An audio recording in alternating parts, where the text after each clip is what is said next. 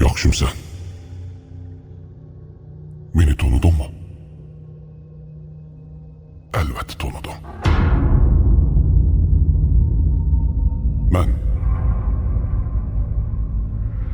Ben senin hükümdarımın.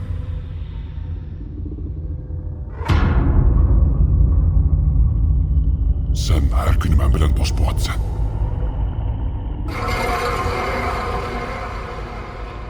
Benim gibimge kulak silevatsan. Ben neymi desem, şunu kılıvatsan. Ben sen bilen sırtlarda aylanışkı bek amrak.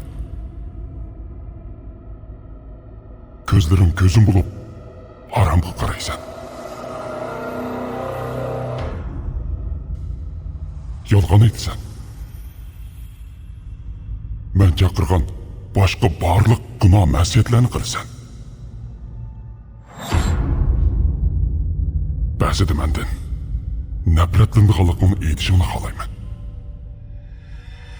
Bana lanet etkuzumen. Sen bolsan mening dinimi kılıvatqanligini qat'iy anqiramaysan.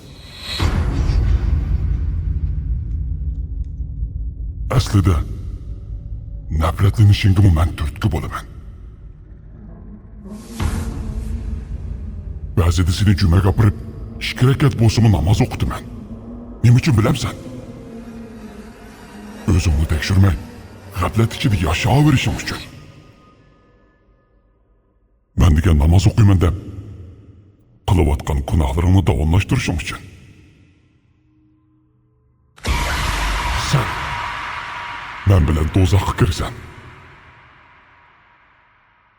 Sen bana itoat qilasan.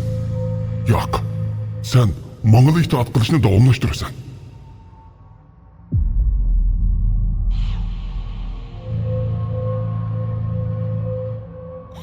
Sen endi bana bo'ysunmayman demoqchimi?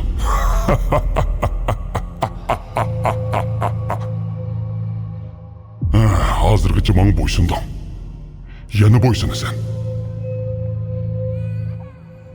Bilamsan. Namoz o'qimaganligim uchun shunchalik xursand bo'ldim. Namoz o'qima.